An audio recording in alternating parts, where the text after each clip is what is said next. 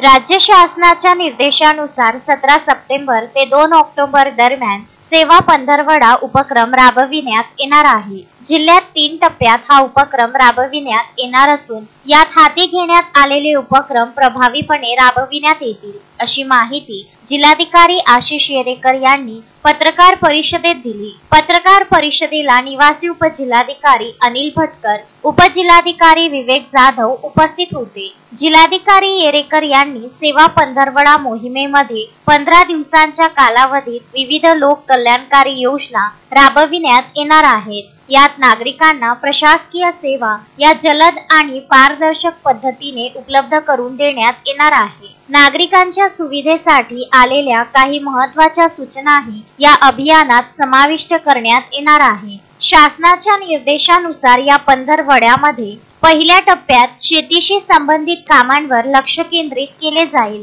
यामध्ये महसूल विभागाच्या निर्णयानुसार पानंद रस्ते आणि शेताला जोडणाऱ्या मार्गांना क्रमांक दिले जातील। पानंद रस्त्यांचे सर्वेक्षण करून ते गाव नकाशावर चिन्हांकित केले जातील। रस्ता अदालत आयोजित करून शेत रस्त्यांची प्रलंबित प्रकरणे सोडवली जातील। मोकळ्या केलेल्या रस्त्यांच्या दोन्ही बाजूंना झाडे लावली जातील। दुसऱ्या टप्प्यात सर्वांसाठी घरे योजनेची अंमलबजावणी केली जाईल। यामध्ये घरे बांधण्यासाठी शासकीय जमिनी कब्जे हक्काने दिल्या जातील, तसेच शासकीय जमिनीवरील अतिक्रमणे नियमानुसार नियमित केली जातील। महापालिका, नगर परिषद आणि ग्रामपंचायतीमध्ये सुमारे 1,500 पट्टे वाटप केले जातील। जिल्ह्यातील 96 मंडळामध्ये महाराजस्व शिबिरे आयोजित केली जातील, जिथे एकाच ठिकाणी दाखले मिळण्याची सोय असेल। 300 गावांमध्ये स्मशानभूमीसाठी जागा उपलब्ध करून देण्याचा एक विशेष उपक्रमही या काळात राबविला जाईल।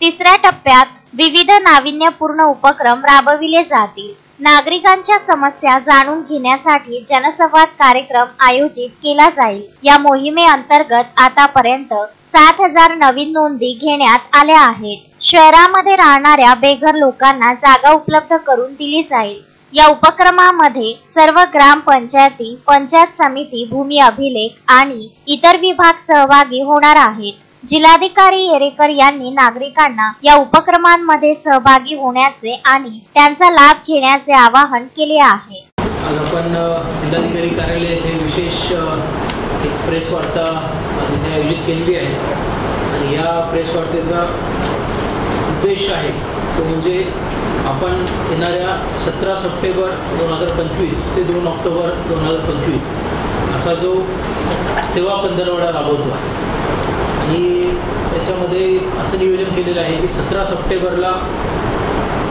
माननीय पंतप्रधान नरेंद्रजी मोदी साहेब यांच्या जन्मदिनानिमित्त पासून ते 2 ऑक्टोबर जे म्हणजे महात्मा गांधीजींची जयंती असा हा जो पंधरवड्याचा म्हणजे राष्ट्रनेता ते राष्ट्रपिता जयंती, राष्ट्रनेता ते राष्ट्रपिता जयंती निमित्त हा जो पंधरवडा आपण साजरा करतो आहे 17 सप्टेंबर 2025 ते 2 ऑक्टोबर 2025 यामध्ये आपण छत्रपती शिवाजी महाराज महाराजस्व अभियानाअंतर्गत हा पंधरवडा राबवतो आहे। हा पंधरवडा आपण त्या ठिकाणी साजरा करण्याचं नियोजन केलेलं आहे। या पंधरवड्याविषयी एकंदरीत आपल्या सर्वांना माहिती दिली।